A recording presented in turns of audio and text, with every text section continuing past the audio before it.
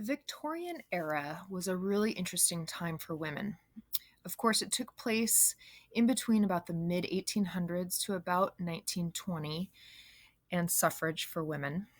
But it was named after the reign of Queen Victoria. So that just kind of gives you a idea of other things that were going on in the world at the time. But what we're going to do in this lecture is go over some of the data for women during this time with regards to education and to how they fared in the labor force, and then also to talk a little bit about how they made a difference within society.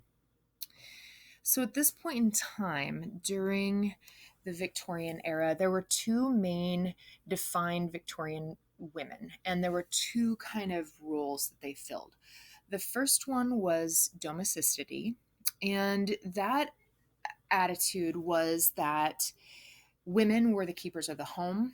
They were the ones that raised children. They had a moral responsibility to make sure that their children were learning and behaving themselves and becoming good human beings.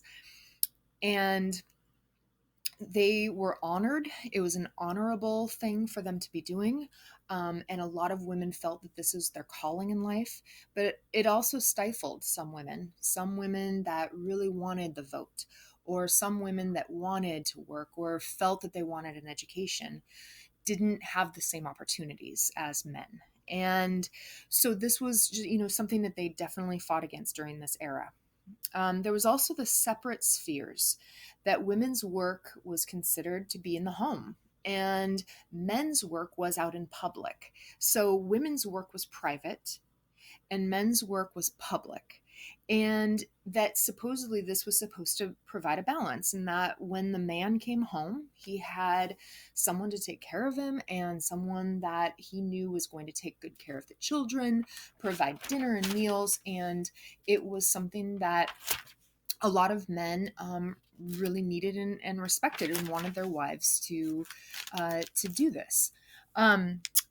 They also felt that it was manly in order to, bring home money to take care of their families financially, and that they kind of described the world as competitive, cold, and that it wasn't necessarily a place for women, and that the home was more kind and gentle, and it was a place for women to thrive. So those were two kind of separate philosophies with regards to women and their role during this time. So during the Victorian era, there was quite a few changes. There were lots of changes with regards to education and with marriage. And so I want to go over a little bit of the data just to give you an idea of how women were faring this at this point in time. So most Victorian women married early. The average age was about 22. They did have an average of 3.54 children. And again, that's an average because some of my students might think, haha, 3.54 children, that's kind of funny. It's impossible. But really what this shows us is that women were using some sort of contraception. And the reason is because, a handful of years before that, a few decades, the rate of children that they had to bear was a lot higher, and so that just goes to show that that women were starting to take it upon themselves to to control how many children they actually had.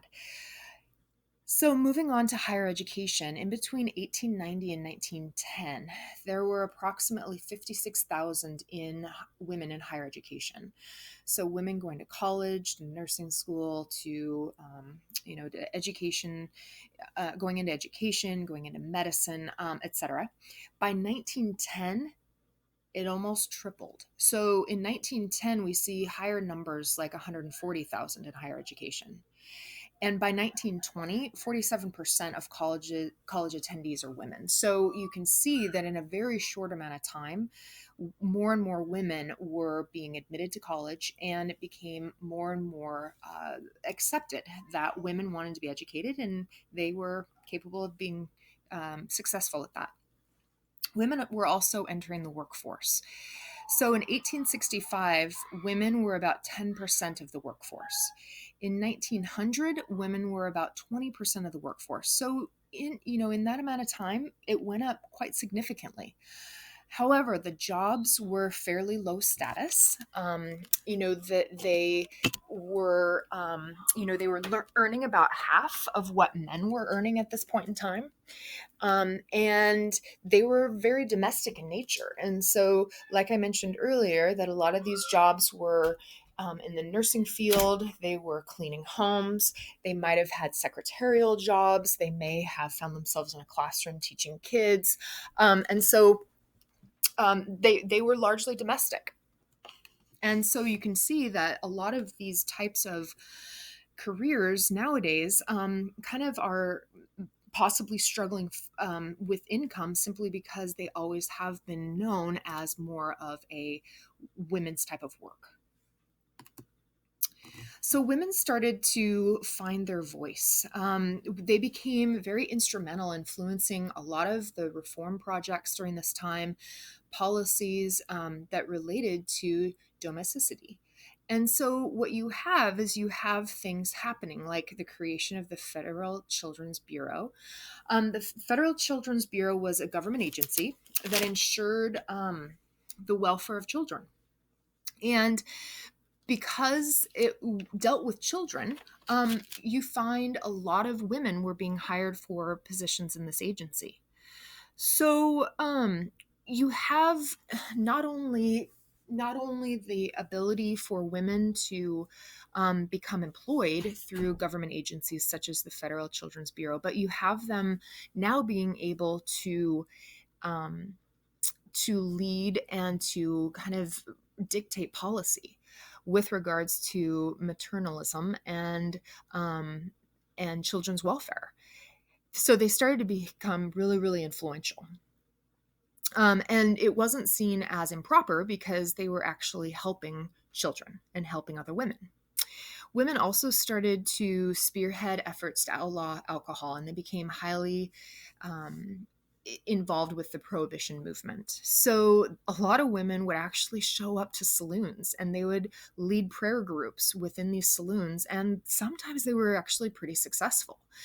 And one of the reasons that they took part in this is because if they were in charge of the home and men, their husbands, were coming home drunk, they could not have that. They didn't want that influence on their children. They didn't want that influence on their marriage. And eventually, their efforts succeeded with the Volstead Act, helped by Congressman Andrew Volstead, which eventually led to the 18th Amendment to the Constitution, which was prohibition. They also were very influential with the right to vote, obviously. Suffrage was a big fight for women, and some states were more ahead than others with regards to giving women the right to vote. But women at this point in time started to become very, very instrumental in persuasion. And they started to argue that it was practical to allow women to vote and that they would represent the home. And they would represent the home and what the home needs with regards to policies within government. They also, and this is kind of tipping the hat toward racism, but they also would argue that if they were able to vote, it would be more white votes. And so eventually, 1920, it led to the passage of the suffrage movement. So here's a couple of images about women standing outside the White House demanding that, Mr. President, how long must women wait for liberty? Mr. President, what will you do for women's suffrage? And so there were demonstrations. They were definitely very outspoken. And as we can see, women became like this because they were so they became more confident through their education. They became more confident having jobs outside the home and really supporting one another in kind of a cool way. And it paved the way for further changes and improvements in women's rights. And eventually President Wilson did listen to them. So that kind of is an overall idea of what was happening during the Victorian era and women. Thanks for listening.